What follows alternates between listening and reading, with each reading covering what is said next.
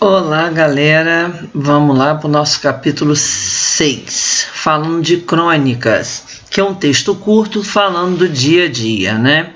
Nosso ponto de partida, a gente percebe aqui nessa foto que o cronista, né, Rubens Braga, é um dos maiores cronistas que o Brasil já teve. Ele escreveu mais de 15 mil crônicas, revelando o seu olhar sobre o dia a dia onde ele morou no Rio de Janeiro, tá?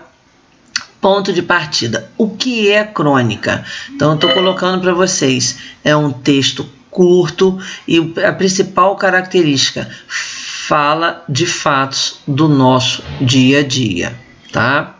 Aí aqui vem uma comparação que ele faz, né, de escritores e cronistas, tá? Aqui ele colocou esse conceito aqui.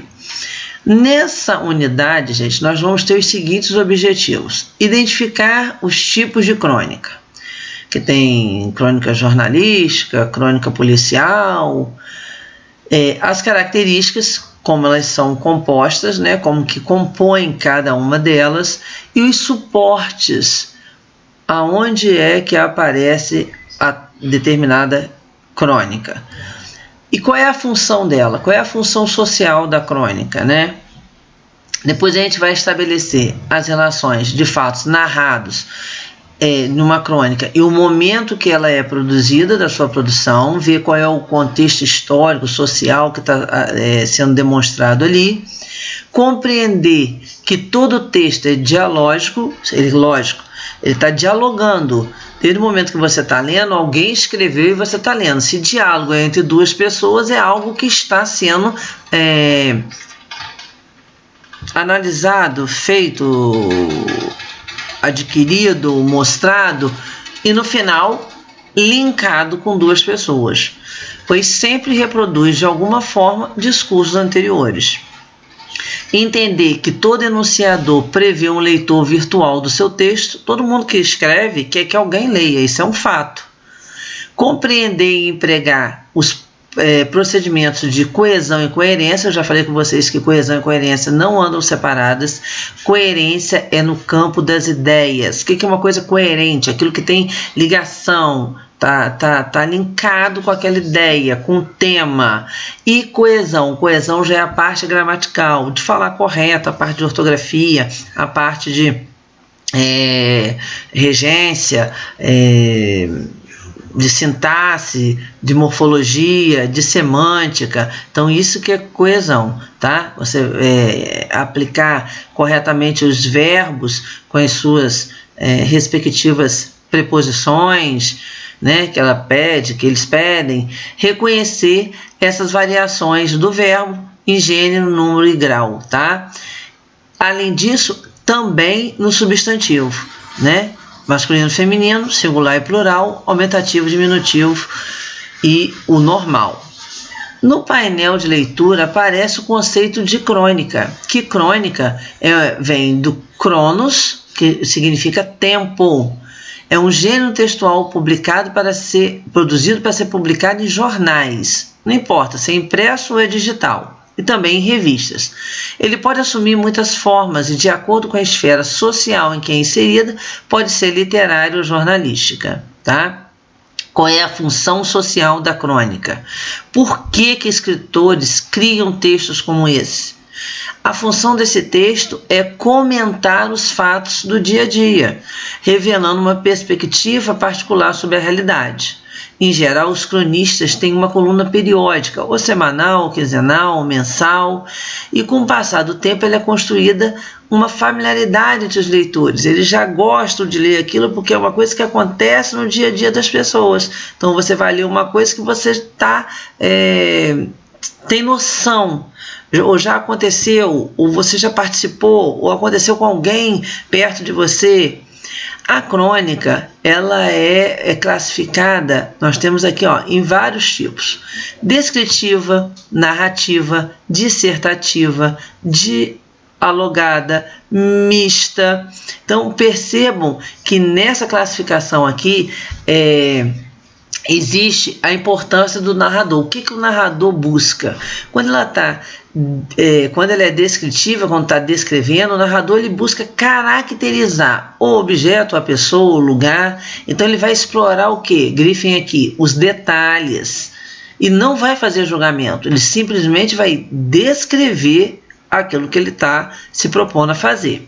A narrativa, o que é narrar? Narrar é contar, então tem que ter começo, meio e fim. Ou vai aparecer em primeira ou em terceira pessoa. Os personagens têm ações, têm diálogo, têm tempo, têm lugar. Eles podem ser verídicos ou eles podem ser ficcionais. A dissertativa, gente, o cronista ele apresenta uma ideia e ele defende o argumento.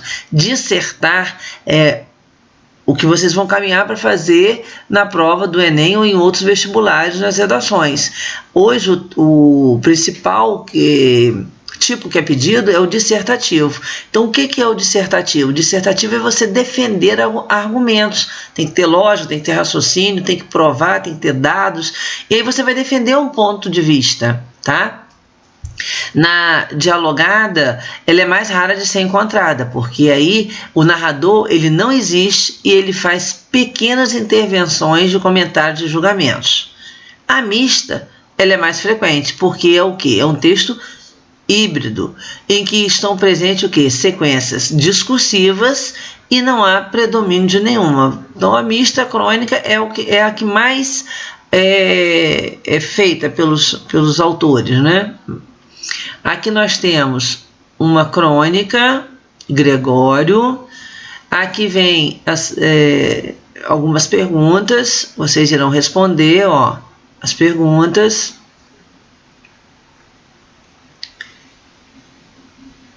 Continua aqui, o tipo, e aí sim, dialogismo.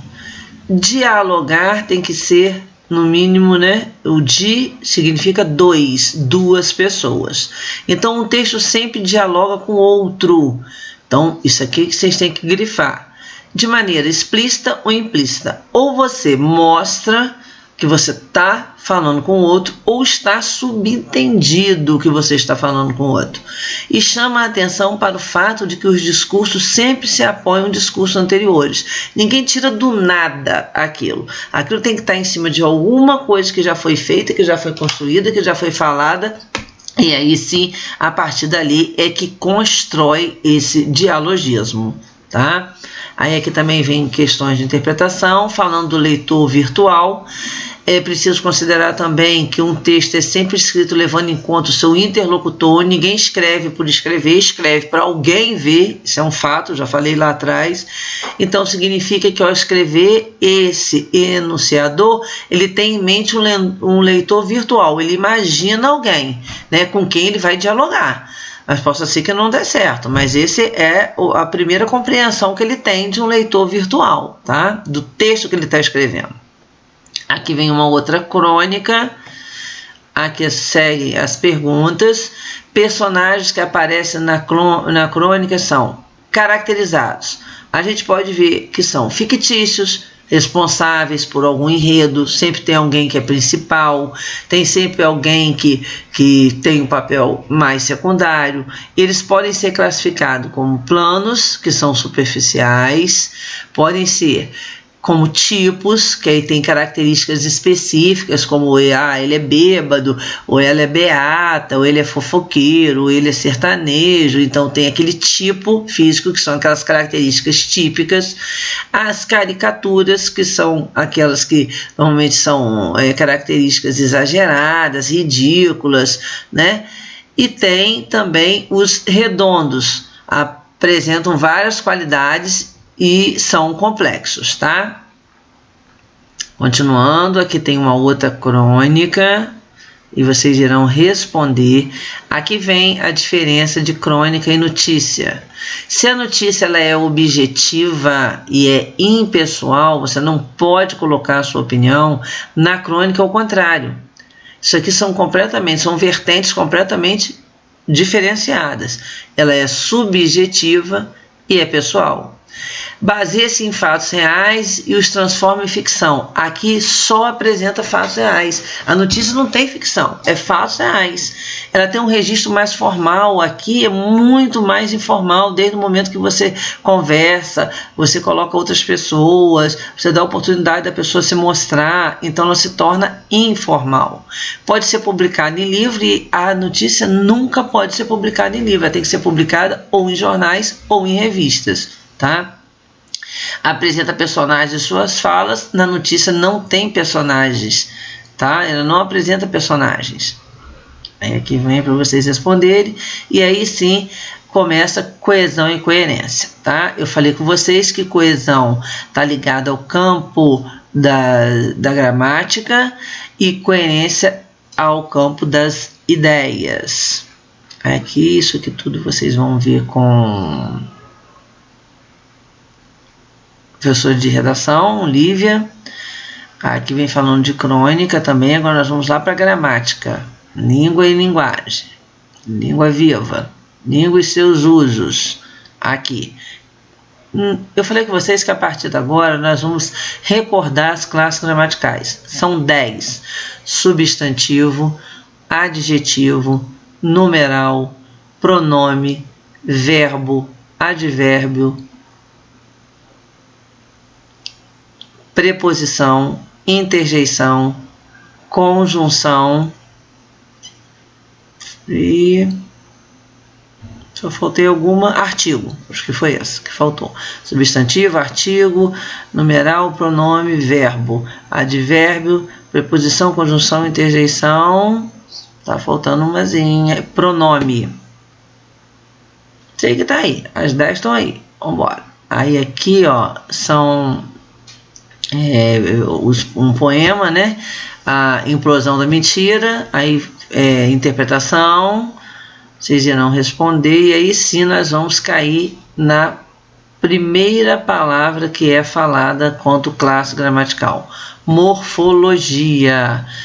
Morfo é forma, logia é estudo, então é o estudo da forma, diferente de sintaxe, funções sintáticas, é o estudo da função.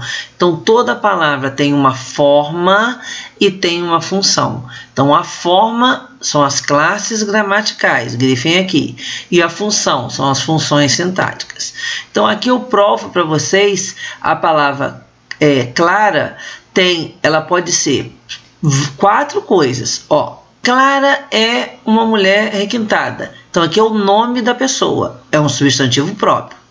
A clara do ovo, essa clara aqui já não é o nome de uma pessoa, é um substantivo comum. Quando eu falo ela falou clara e objetivamente, é a maneira que ela falou. Então essa palavra modifica o verbo, então ela é chamada de advérbio. E pele clara exige cuidados. Aqui é uma característica. Se é uma característica, é um adjetivo. Então, eu mostrei para vocês que uma única palavra tem classes gramaticais diferenciadas, tá? Isso aí é importantíssimo. Elas aqui, ó, as 10, ó. Grifem, por favor. Substantivo, adjetivo, artigo, pronome, verbo, numeral, preposição, advérbio, conjunção e interjeição. São 10. Primeiro é o substantivo. Qual é o conceito que a gente tem de substantivo? São palavras que dão nomes aos seres, aos lugares, às ações, aos sentimentos, às percepções, às sensações, tá? Então, isso que é substantivo. Vou falar de uma maneira rápida, depois a gente vai detalhar. Aí aqui tem um exercíciozinho para vocês responderem conforme essa tirinha. Adjetivo. Qual é a principal palavra aqui? Caracterização. Ele caracteriza o substantivo. Alto, belo, bonito, feio, grosso, magro, molhado, seco, tá? Artigo. Artigo ele vai anteceder o substantivo. Ou ele generaliza ou ele individualiza. Definitivos, definidos, que é o, a, os, as, e indefinidos, uma, uns, uma. Aí aqui vem o exercício. Pronome. O pronome, gente, ou ele acompanha ou ele substitui o substantivo.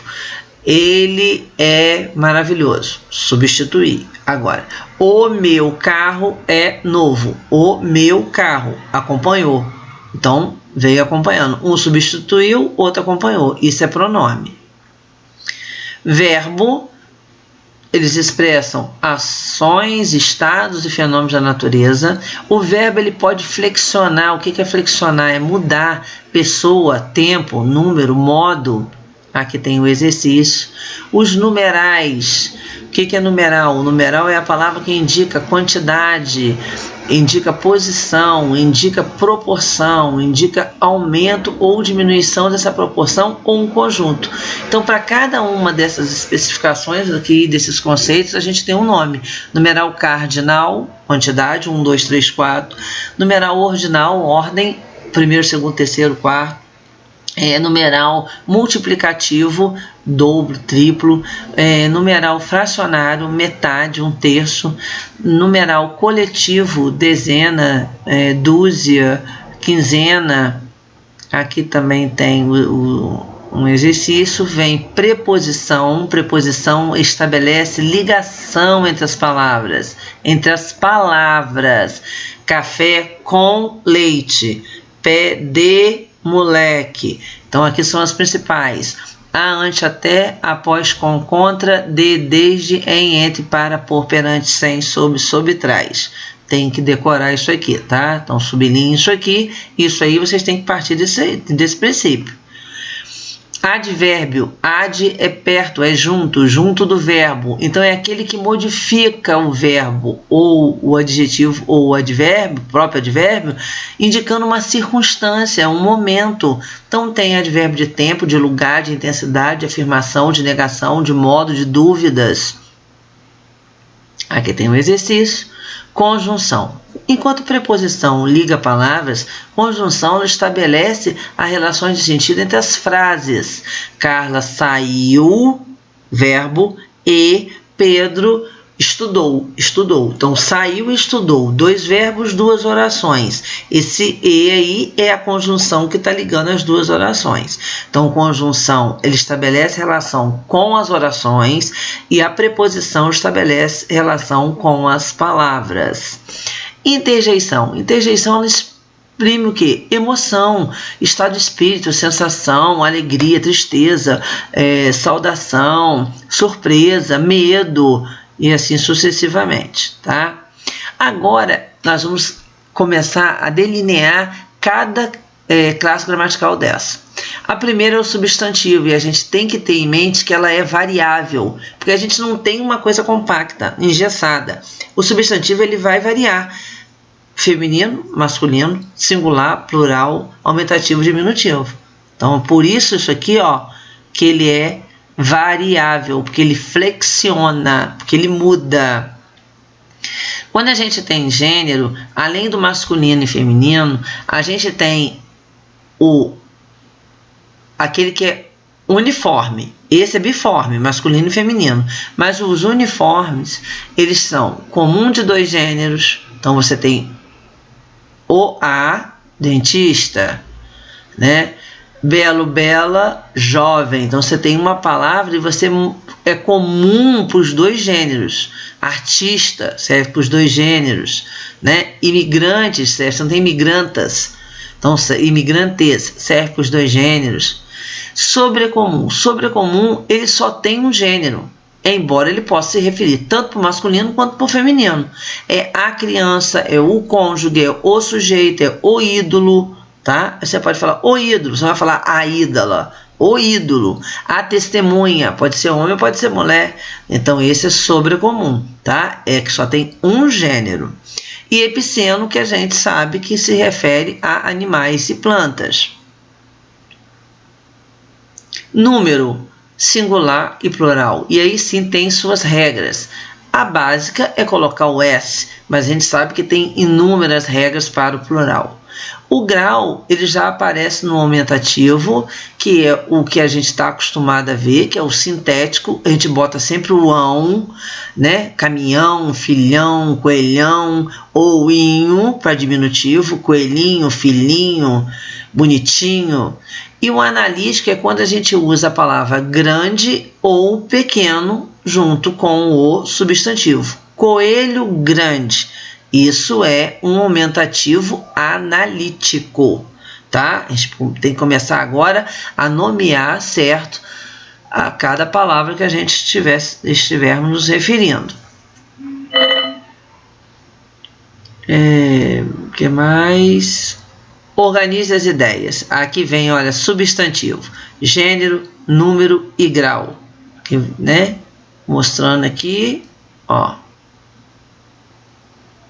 duas formas. Aí aqui tem exemplo, aqui uma forma só. Aí aqui se divide em comum de dois, como eu falei, sobrecomum, epiceno. Aqui quando está no singular e aqui o plural, aqui no aumentativo sintético, aqui no aumentativo, né, e diminutivo analítico, sintético e analítico, ok? E aí sim vem a hora do estudo, tudo bem? A gente vai ver essa hora do estudo no outro momento, vocês vão fazendo os exercícios, tá?